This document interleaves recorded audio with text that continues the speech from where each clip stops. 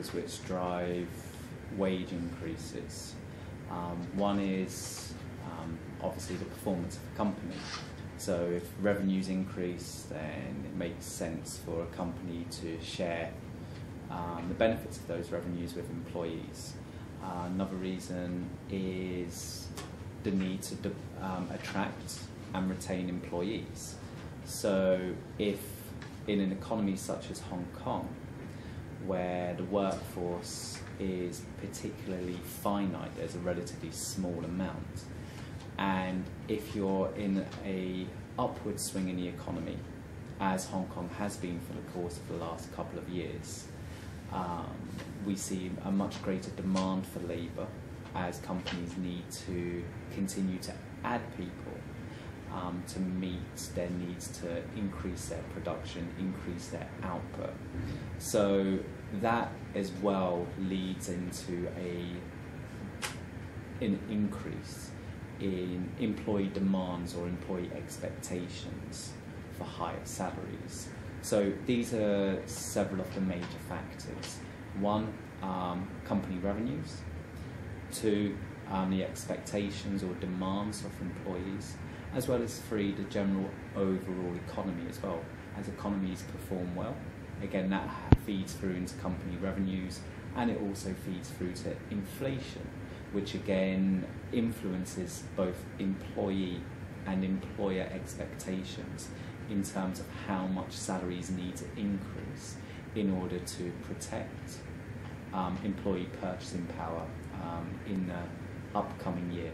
It's important to point out that when you're looking at salaries, there's a difference between what we call nominal and real salary increases.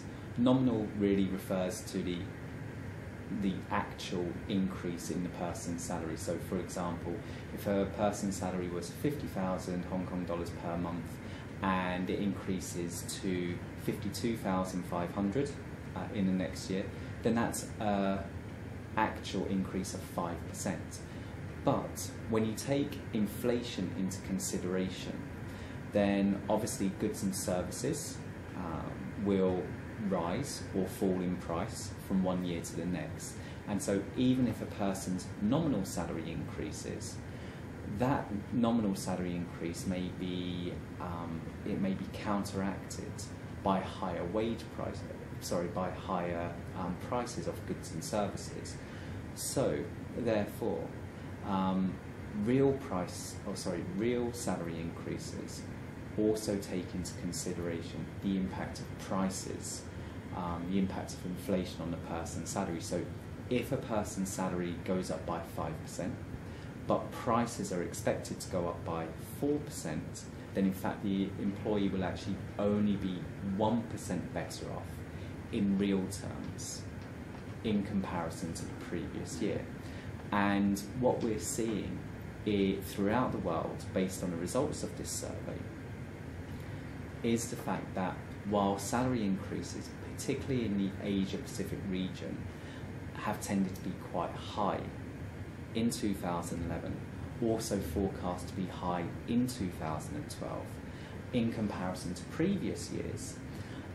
But in many locations, and Hong Kong is an example of this, those high nominal increases are being eroded by the fact that inflation, the prices of goods and services that people purchase, are actually increasing at a similar or even a faster rate.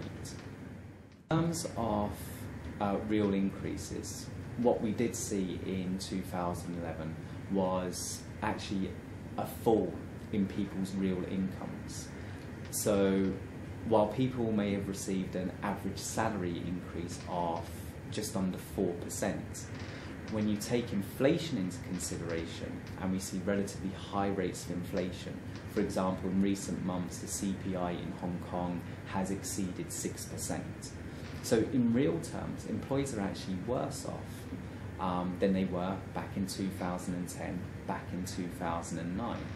So actually, when we look at 2012, the fact that firstly, nominal salary increases will be higher than they were this year. They will exceed 4%, which is the first time nominal salaries have exceeded 4% in Hong Kong for a long time. So that's actually good news for employees. But the second bit of good news for employees is the fact that inflation seems to be coming under control. Many predictions throughout both Hong Kong and elsewhere in Asia are pointing to lower rates of inflation in 2012 in comparison to 2011. And that will actually see, based on our estimates of inflation in Hong Kong, we'll actually see nominal salary increases. While it'll be over 4%, real salaries will actually stay stable in 2012. So that's actually good news for employees. Rather than actually receiving a real salary reduction as they have done in 2011, in 2012 they'll actually see salary increases being sufficient to actually enable them to maintain their spending pattern, to maintain their purchasing power. In terms of when companies are making decisions, where to relocate their staff, where to establish their international operations, the cost of employees is obviously a major concern for them, but it's not the only concern. Companies also need to look at where their markets are. For example, there's no point in a company setting up in a low-cost location. For example, there are locations throughout Asia where employees can be recruited at a much lower rate. These include developing economies such as Thailand, Philippines, Cambodia, Vietnam, even mainland China in many industries. But it makes no sense for a company just to make its decision to relocate or employees or establish operations in a location purely based on the cost of the local workforce. You need to see whether or not your market is there, whether or not there are other elements which will have an impact on your investment.